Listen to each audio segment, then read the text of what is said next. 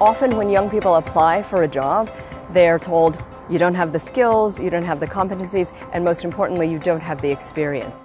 Generally, it's difficult for young people to integrate into the workforce because of that mismatch between traditional education and the requirements these days of employers. And it is important that the education system is providing the skills which are needed.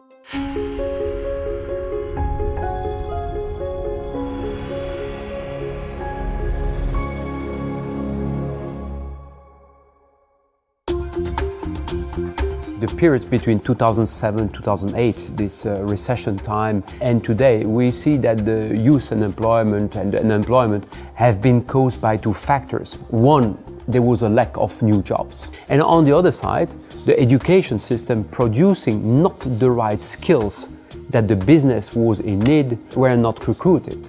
There is pressure to hire people who are more experienced. And certainly I think young people do find it difficult to break into the workforce because of that lack of experience. In terms of the challenges that the underserved populations face in finding employment, I think you need to first consider who underserved populations tend to be. So this certainly could include age, gender, ethnic background, religious or cultural background, anything that is going to pull you out of the mainstream and perhaps make it more challenging for you to get a job. Particularly women who have been out of the workforce, say raising a family or caring for elderly parents, because often the absence is long, it may be 10 years.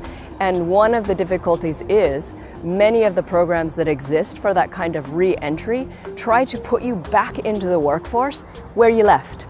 So if you've been an accountant, come back in as an accountant. And that discounts all of the great experience and the growth and development that you may have had in between. So we're working on a model that is really about assessing where you are, what you have to offer at this moment in time. If we look at the next 5 to 10 years, we will have to change the recipe in which we are educating the young people. That's why, for example, we strongly believe in apprenticeship and in learning by doing. The CEO for 1 Month program is a global program. Young people at the beginning of their career are encouraged to apply. I was lucky enough to be selected as the global CEO for 1 month and spent 4 weeks working with the leadership team. You got to see how the Adecco Group plays a role in society, how it interacts with its clients, and also how decisions are made at the very top. On the other hand, there is this aspect of skills, and it is about to make sure that the needed skills are identified so that they can be taught by the education system. And it is a huge challenge, as especially technology is developing extremely fast. The education system has to adapt also very fast. And we see that this new technology is producing a lot of platform business. I would describe the gig economy as a combination of new technology and new kind of services and products. And on the other hand, new needs from the new generations. The gig economy is this growing trend toward people not working for one company throughout an entire career, but rather having more flexibility and choosing to take pieces of work or project-based work as a way to build a career. One of the reasons people hesitate to go into the gig economy or to work in that flexible way is they're worried about giving up that security and that safety. What they're missing at the moment is the idea of the safety net that goes with long-term employment with a particular company. And so therefore we're looking at alternative ways to provide that advancement, training, development that one might get in a more traditional setting. We need to develop a new regulatory environment to have flexibility, both for the companies but also for the employees. But security in new ways. The social protection should be now linked to the person so that you can take your rights with you when you move from one job to the other. In order to help people make a transition from one career into another, we've focused on one particular underserved population, which is athletes. And we developed with the International Olympic Committee and International Paralympic Committee the Athlete Career Program.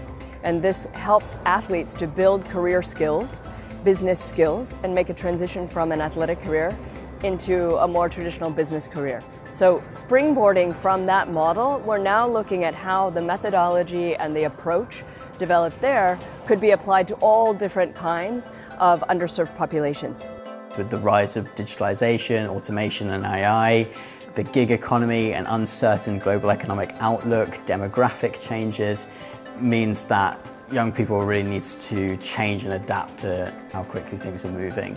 In terms then of the skills required, certainly I think employers are looking for people to be digitally able. Having STEM skills, understanding how machines work is really critical. We are well aware that the big global challenges facing the world are things that not a single company, not a country, not an industry can solve alone. We are absolutely dedicated to the idea of a consortium approach and collaboration.